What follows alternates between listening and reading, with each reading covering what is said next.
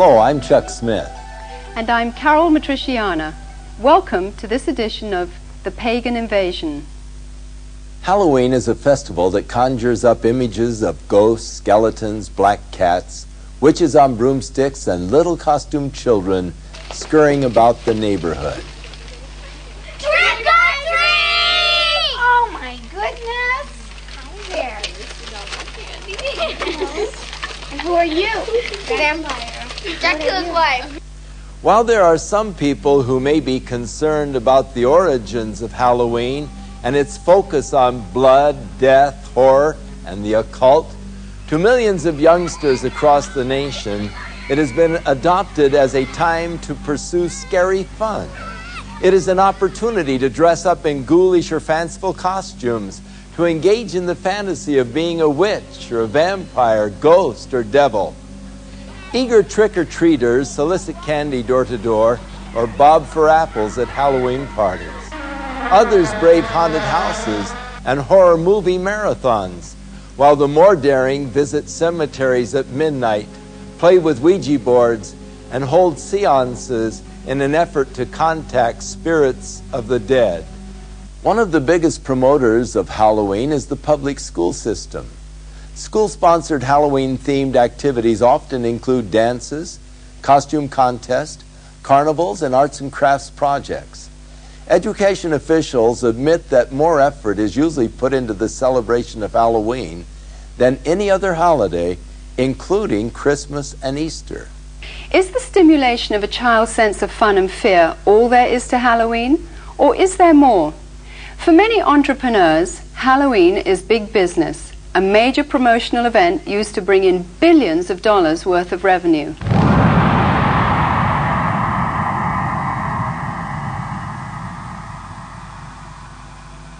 In addition to the usual costumes of cartoon characters for children, a growing number of outlets are featuring more macabre and sinister creations for purchase. This one well-known department store chain will sell more than $500 million worth of Halloween paraphernalia this year. And that doesn't include revenue from the sales of trick-or-treat candy. Costume shops such as this one are able to stay in business year-round as a result of the tremendous sales and rentals they receive during the Halloween rush. Farmers also view Halloween with an eye toward making big profits. Pumpkins are a traditional Halloween accessory used by households nationwide as jack-o'-lantern decorations. This one Southern California field of only 164 acres will yield nearly $250,000 to its owner. Halloween is manipulated by the promoters of horror movies and videos as a major marketing opportunity.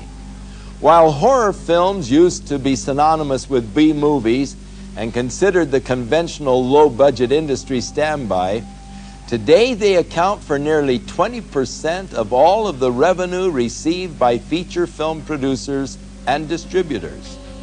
The success of the technical revolution in special effects has attracted serious film directors to produce well-crafted, elaborate horror productions.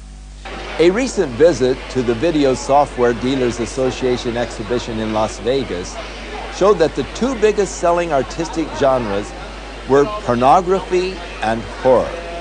Hollywood is continuing to capitalize on society's growing craving for the occult and demonic. The irony is that while these producers label such films as fun and make-believe, many of them hire practicing witches or Satanists as technical advisors who ensure the authentic reproductions and performances of rituals, sacrifices, spells, and curses. People are so hyper during the day, they need to come home and watch something that's totally unreal so they can release themselves from all the pressures.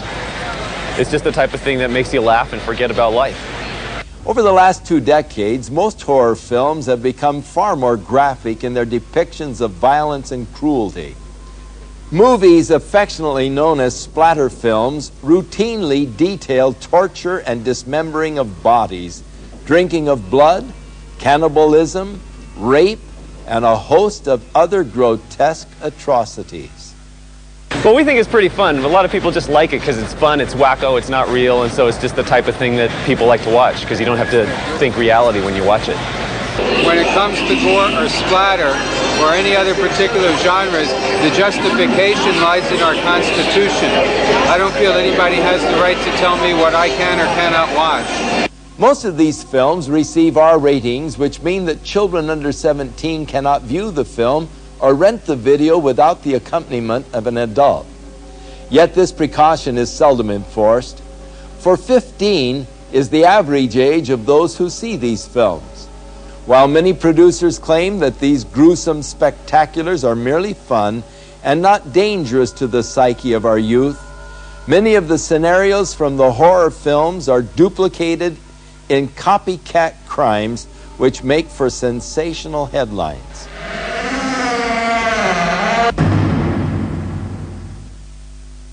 Glenn Hobbs was initiated into a satanic coven as a child by his grandfather and continued participating for many years. I recently asked Glenn about his involvement and the importance of Halloween to the occultist. Well, my involvement in satanic worship was, I was involved in it as a child. Of course, I was a generational Satanist, what they call a generational Satanist, and what that means is that my family was involved in it and their family before them. Now, my earliest rememberings of Halloween and some of the things that were involved was, it was a very dark time for me as a child. It was something that I didn't enjoy. Glenn, could you tell us about your involvement in any rituals at Halloween as a child? There was another little girl that was involved in the occult with me, and her name was Becky. Now, Becky was a different type of child. She was blessed to be a sacrifice. I was being blessed to be a high priest, where she was being blessed and born into the coven there to be a sacrifice. Now, we were in a ritual where we were married together. It was a marriage to the beast, and me and the little girl were married together, and there was a lot of sexual abuse that took place and a lot of blood that was spilt over us, joining us together. When do Halloween rituals actually begin, and what is the ultimate purpose of Halloween? Well, the ritual that I remember the most clearly began about the end of September. Me and the little girl, the one I mentioned named Becky, the abuse was very concentrated at that time. We were taken into several rooms where our clothing was removed. We spent the next couple of weeks in a kind of a shack where a lot of rituals went on, where a lot of animals were killed. They summoned Lucifer and his spirit to come and possess me, and so that I would be blessed to take over the position of the high priest at a certain point in time. Now, Halloween night, they had again put me and the little girl in the back of this van, and we again drove off, which seemed like for a long time. We were drugged once again, and we finally came to this stop. They took the little girl out and they left me in the van. I could hear a lot of commotion that was going on outside. People that were screaming and yelling, and this low murmuring and a moaning noise that was going on, like some kind of a low chanting noise that was going on. So I knew in my mind there was some type of a ritual going on, because I'd heard that many times before. You know, it was real common to see people fall on the ground and convulse and go into convulsions during rituals and stuff with the demonic presence that were around. And finally, a woman came to the back of the van and she said, "It's time to go." And she brought me out of the van, and I could see that there was just a lot of people around. Some were dressed in dark brownish kind of robes with hoods over them. They took me up and they led me up to this stone altar. And I remember I saw the little girl, and she was on the altar. Now, at first, you know, I just wondered what was going on, because you never knew. I mean, they used the altar for a lot of different things. They could have just been sacrificing an animal over, could have been a sexual abuse from the high priest on to her. You know, it was a hard thing to know for sure. Well, they ushered me up to the altar, and I could see that they had bound her feet. They had her feet spread apart, her legs, and they had bound them to the ends of the altar, and they had taken her arms, which were laying out this way, and roped them to the altar, which had little kind of like hooks, which they could bind the ropes around. And she was really white. I remember seeing her, and she was just real pale and real white. And I noticed that they had slit the bottoms of her feet and her wrists, and they were taking the blood that was running out of those areas and putting them into chalices and passing those cups around to different people who were partaking of her blood. Then the high priest, he took the athami, or the ritual knife, and he picked it up and he put my hand on it, and then he forced it into her chest. So when I think back on Halloween, you know, over that period of time that happened, you know, that was the climax event, Halloween night, where they killed that innocent little girl. And this is something that's happening every Halloween. That's not just an isolated event. I mean, there are children all over the world who are losing their lives during Halloween night, and yet we, as a society, we go out and celebrate it, and we go door to door and we ask for candy, and it's a big celebration to us. And I think it's quite ironic how one group of people are thinking it's fun and another group of people are taking human life, and yet they don't, you know, there seems to be this wall and nobody wants to face the facts of what's really going on. Today, reports from all over the world show a growing concern over the mushrooming attraction towards the occult. Heinous crimes connected with the occult, according to police, are reaching epidemic proportions. Halloween is the time when community service organizations warn that children and animals are most likely to be abducted. To truly understand the significance of Halloween and its role in this mayhem, we must go back to its historic roots.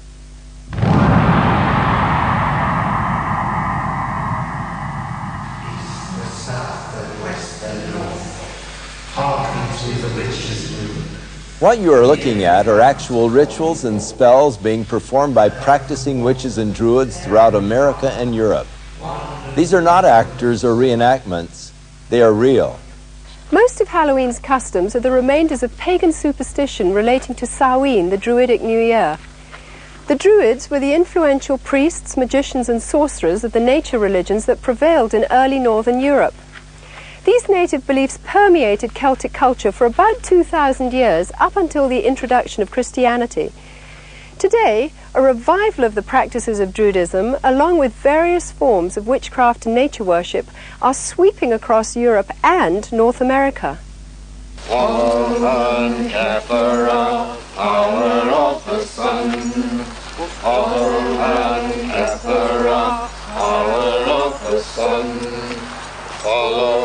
The Druid orders are full of people from all walks of life, from soap opera stars to doctors and lawyers, dentists and toilet cleaners. Anybody can be a Druid. I'm standing on Primrose Hill, which is one of the sacred sites in London, and it was here that the Druid order was inaugurated in its last most recent cycle in 1717, when a number of Druids from Wales and Scotland and Ireland and Brittany and England came together, and it is here that some of the ceremonies are held. Samhain was seen as a time when the dividing line between the dead and the living was at its thinnest. Consequently, contact with spirit beings was thought to be easiest.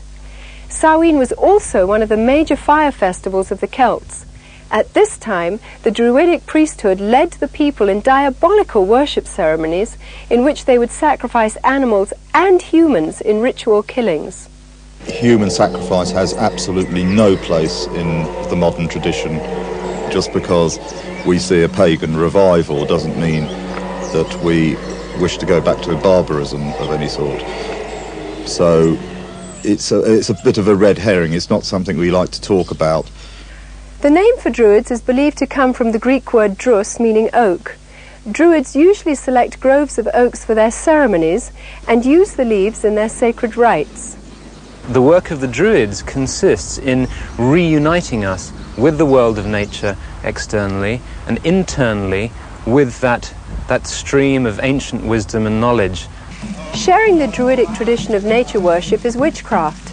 The title witch is from the Saxon word Wicca, meaning the one who practices sorcery. The Oxford Dictionary states that a Wiccan is one who is twisted, bent, or warped. Despite attempts from modern Wiccans to sanitize the original intention of witchcraft, its practice cannot be divorced from demonology.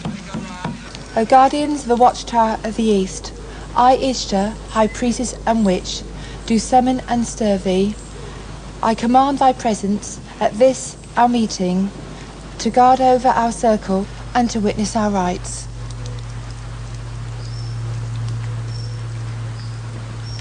So mote it be. So mote it be. My mother was a witch, and my grandmother was a witch, and I have been a witch for as long as I can remember. Since I have been practicing the craft, there has been a great revival. I believe there's about 1 million people in England alone that practice witchcraft.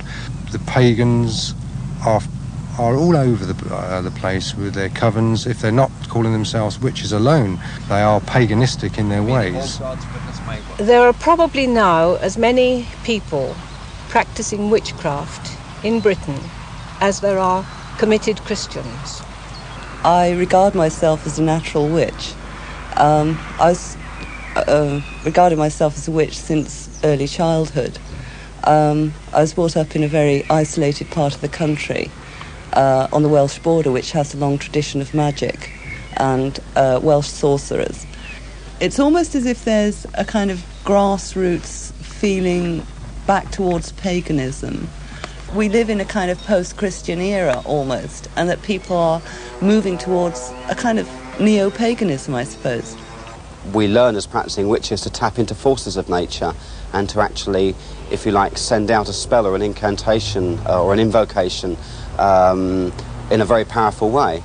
It's in many ways to bring you back to nature, to bring oneself back to nature, and to learn how we fit in with the natural scheme of the universe and the natural scheme of the earth, and understanding what we need to do to heal the planet.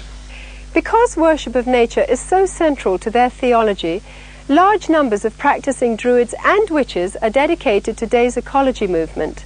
We have a number of initiatives which include planting groves of sacred trees and a campaign for individual ecological responsibility, which is concerned with showing how each of us can become ecologically responsible. I think the time is coming now where we have to take the responsibility by the throat and actually get out there and say, there are answers here. I'm not prepared as a pagan, as a priest, and as a practicing witch to sit back and see my planet, my mother, raped any longer. Goats, O answer unto me. Halloween is often confused as a Christian holiday because of its association with Christian All Saints' Day or the Eve of St. Hallows, All Souls' Day. In fact, the original Christian dedication used to be celebrated in May and was intended to honour those Christians who died for their faith. But by the 9th century, the influential Roman Catholic Church changed the holiday to November, and the Protestant Church soon followed. Today, a thin Christian veil attempts to disguise an ancient pagan festival of the dead, which has become not only a secular observance, but notorious as the most favoured holy day of witches, sorcerers and devil worshippers. I can't really say when I became interested in Wicca, because it's always been part of me. part of my roots. I love Halloween. I think I'm a very autumn person. We dress up the house with cobwebs and so on, and we cast a circle, and we have a smoky cauldron, and we all scry, which means do clairvoyance, into the smoke which comes out of the cauldron, and we open the gates of the underworld, and if any spirits want to come forward and speak, we listen to them. My first initiation, when I became first degree, was on Halloween, and I felt very, very much in tune with the god. The ancient Druids worshipped Baal, one of the most powerful of all the demon kings. In the list of Enochian demons, Baal is said to be a king which is of the power of the East. Eastern religions emphasize that spiritual power comes from meditation. The common denominator between Druids, witches, and Satanists is the practice of meditation for the purpose of making contact with the spirits of the dead or disembodied souls. You do a lot of meditation with the arts, and you get onto this higher plane. It becomes less physical and more mental. It takes years of painstaking study, meditational work, finding your higher mind, being able to actually tap into the forces of nature and use those. I have, on occasion, touched upon, I suppose you could call them spirit guides. People describe them in different way. I am aware of a hierarchy of spiritual advisors who live on another plane of consciousness that you can approach, that will acknowledge you and advise you and assist you. We have what we call contacts. There are other names for them. They are beings, that's the easy thing to call them, which can be people who have lived on the earth, or they can be god forms. They become almost as real as the people standing next to you. And whoever else you call doesn't actually materialize. You can't see them in the physical sense, but mentally you know that they are there. You can see them in your mind's eye. They represent really forces in the universe. Forces that are like gravity or wind, but they're forces that have to do with our internal makeup and make our minds work in the way that they work. Margaret Adler, practicing witch and author of Drawing Down the Moon, warns that the trance state, with its roots in ancient shamanism and paganism, is not to be entered into lightly or when alone. For the spirit to be contacted actually enters the witch's body, using it to deliver a verbal message. There's a possibility, if you don't cast a circle, the forces that could come into the room could take over in a form of possession. We had one example here, where one young woman, a nurse, was possessed by, I don't know what it was, but a horrible voice came through her, and she passed out. While occult procedures in their rituals may vary in intensity, the fact is that witches, as well as Satanists, commemorate Halloween night with the same fervent dedication to invoke spirits for personal power. Queen of heaven, queen of hell, horned hunter of the night, lend your power unto our spell, and work our will by magic right.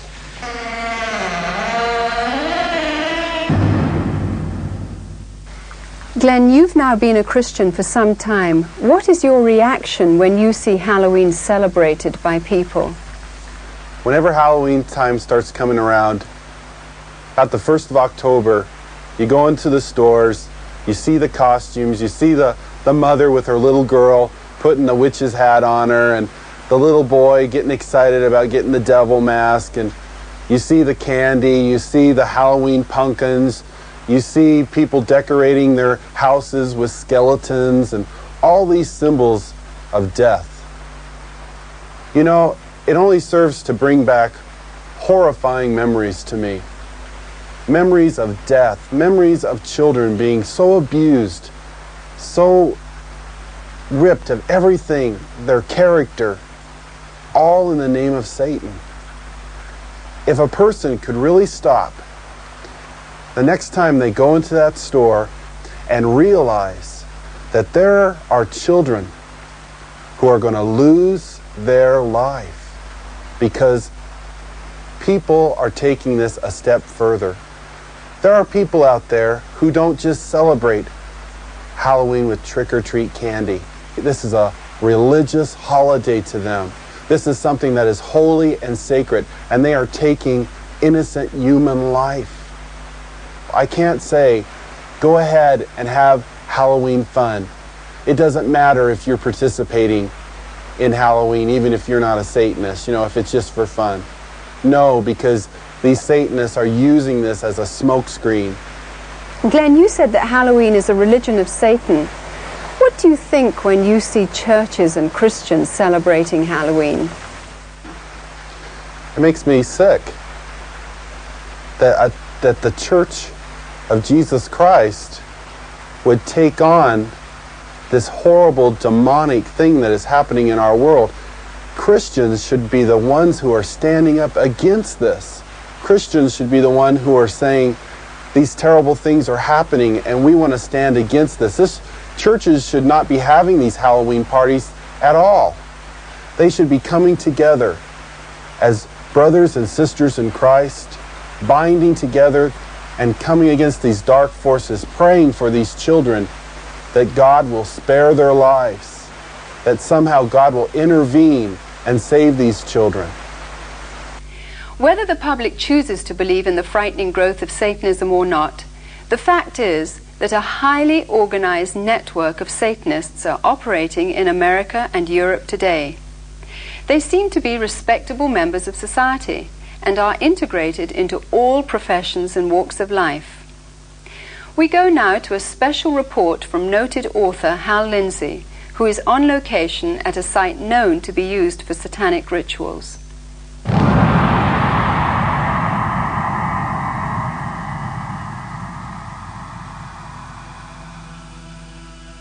We came out to a place in the hills east of Los Angeles, to a location that has been identified in the past with ritual worship and, we believe, Satanism. Frequently, this site has been discovered with candles that had been used in ritual, and you can look at some of the artifacts we found here today: upside-down crosses that were put around, bones that are scattered around here, and various satanic symbols, but also something disturbing in the light of what we'll be talking about in the future, and that is the diaper of a very, very small baby. You know, I believe that this country is experiencing a pagan invasion, including a new upsurge of practice of witchcraft, the New Age, and as we will talk about today, outright Satanism. Around the middle of the 1960s, there was a dramatic upsurge in satanic worship, beginning with Anton LaVey and his writing of the Satanic Bible and the founding of the Church of Satan in San Francisco in 1966. I watched as this accelerated, not just in the West Coast, but around the country. When Charles Manson and his gang in 1969 committed the horrible, brutal crime at Sharon Tate's home, this was done in connection with all of the paraphernalia of Satan worship. This started a whole avalanche of satanic crimes. We've seen serial murders. We have watched as one after another has been brought to light. Many murders where satanic symbols have been discovered, the pentagram, 666, and all sorts of things of this nature were done. But more distressing, we have found all over the country reports that there are animals that have been mutilated in a very skillful and specific style that shows that they were ritually offered as sacrifices. There are now confirmed cases where there have been girls that have been used as breeders, and their infant children have been sacrificed to Satan. Halloween seems to be the high holy day for the Satanist and the occultist. Halloween is the time when all across the country, in secret little places, in the dark, there will be little babies sacrificed to Satan. You don't believe it? I know it's hard to believe myself. But there has been such an acceleration of worship of Satan that we believe that these sorts of things are happening, and we have evidence that they are. Satanism exists in this country as it exists elsewhere. It is appallingly evil. It is about murder. It is about child abuse. It's about sexual abuse. It is no joke and must be taken seriously and must be dealt with. If they can ritually abuse children, if they can in any way sexually abuse children, anything to destroy a child's innocence or their trust or their wonder at the world, they will do it. The most tragic stories that I've ever heard are where a child has told people what's been happening, and adults have said, "Don't be stupid, that doesn't happen in this country, you're making up stories, you're lying." The problem we're coming across is that the higher officials in these public organizations do not want to acknowledge that this is occurring. We need to lift that veil of misunderstanding and saying, hey, this is a crime to be dealt with. It's the crime of the 90s. It's not going away. Satanists want to recruit. We know that it's been going on for many years. This is not new, but their arrogance and their outwardness about the way they recruit is becoming unbelievable. Sometimes they'll simply suck them in through the local high schools, sex and drug parties. We have an epidemic of young people participating in some strata of Satanism. Now, that doesn't mean that they're all out sacrificing human beings, but they may very well be doing the rituals that involve mutilation of animals. One fire department individual told me all of the woods around our area have these types of rituals going on. It is believed that if you kill an animal, that exerts a tremendous amount of energy that the people there can sort of vampirize on, and so animals would be slain, and this is especially true on the high holidays like Beltane and Samhain, Halloween and May Eve. There's something about sacrifice. If you do it once, you want to do it all the time. Once you've actually passed the barrier of sacrificing an animal, you get this sort of bloodlust where you really want to do it, and I really wanted to do it.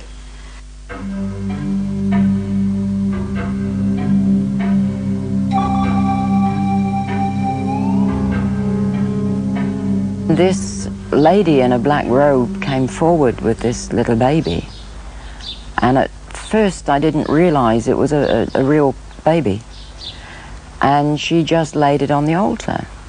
It was breathing, but it wasn't crying. And then the high priest just took the athame, or the ceremonial dagger, and just cut the baby's throat and caught the blood in a chalice. At that point, I was staggering, reeling. I thought I was just going to throw up. I just couldn't believe it. But by then, I was so scared that I just stood there. And then when I was led forward, I thought, this is it, it's your turn, they're going to kill you. And I was lifted up onto the altar. Now, I at that time was still in white. It was part of a sacrifice known as the sacrifice of the White Virgin. And the same blood that had come from the baby was daubed all over my body. Then the high priest raped me. And I think at that moment, I was just, the fact I was still alive went through my mind. I thought, you're still alive. I then had to sign in blood a parchment stating that I would never, ever reveal what had happened in a coven. If I did, I would die. Are human beings being sacrificed? Yes, they are. There's a lot of things that I would look for to make a determination on a ritualistic crime.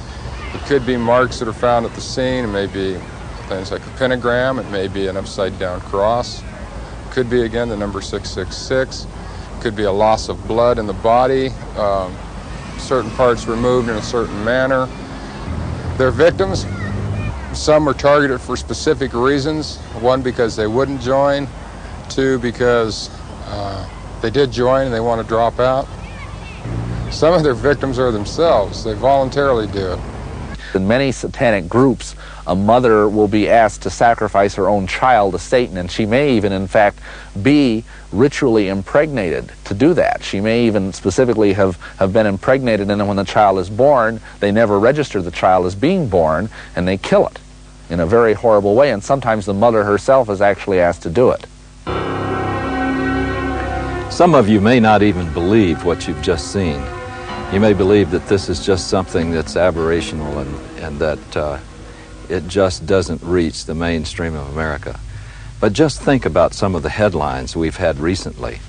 The case in Matamoros, where a group in Mexico were practicing human sacrifice, where they kidnapped and actually sacrificed several innocent young people. And think about the Night Stalker case here in Los Angeles, with Ramirez brazenly flashing the satanic symbol and saying, "Hail Satan," and holding up his palm with a pentagram in it. And yet Ramirez was convicted of some of the most brutal crimes that we've ever seen in this civilized society. One case where he caused the woman to say, "Hail Satan," while he was raping and sodomizing her alongside of her husband, whom he had already murdered. These are things that were done as a result, I believe, of getting involved in Satanism. The real Satanists, the hardcore Satanists, are involved in criminal activity, and for that reason they are going to try and look as normal as possible, the better to be able to deceive you. They're doctors, they're lawyers, they're teachers, they're oftentimes people who are in positions of great influence over small children.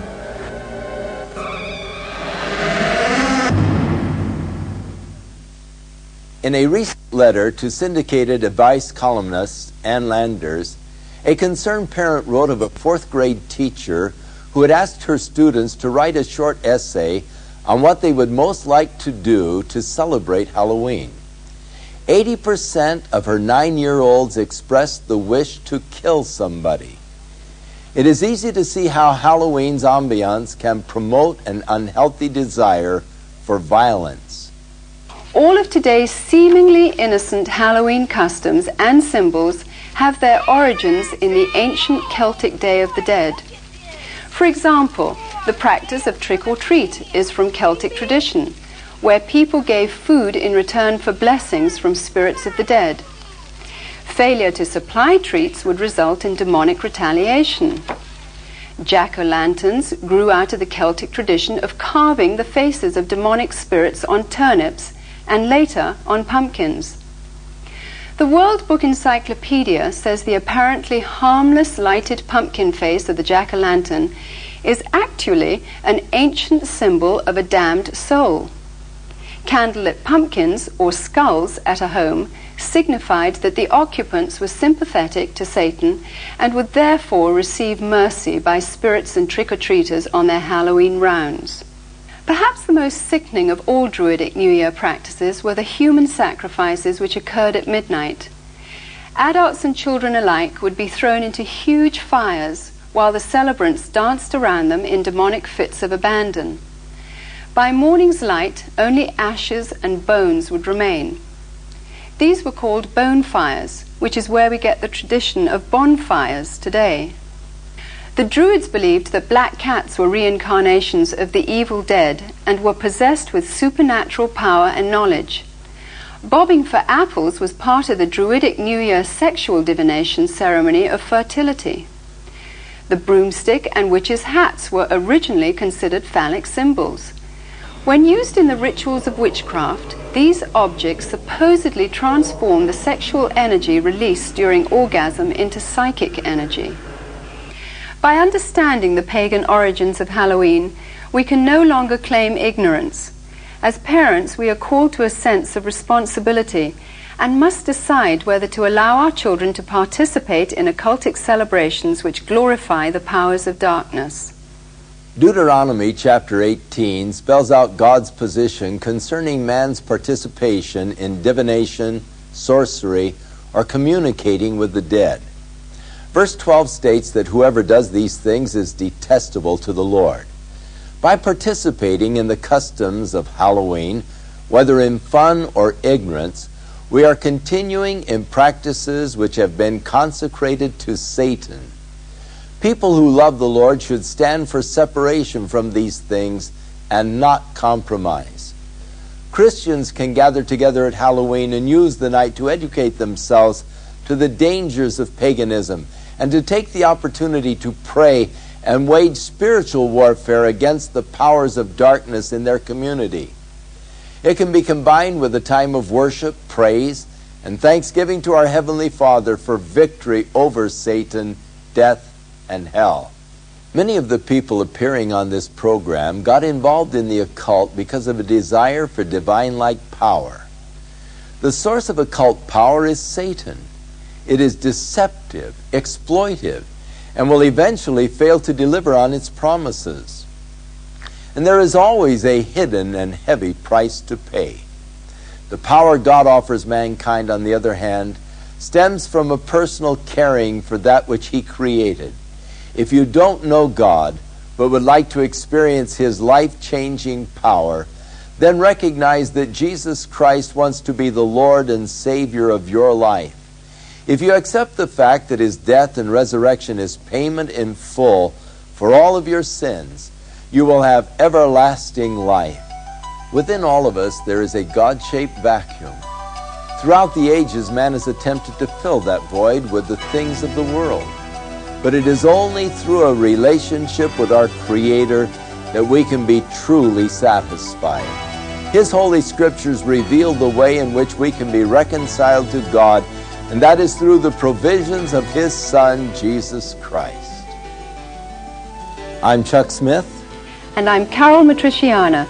Join us again for another edition of The Pagan Invasion.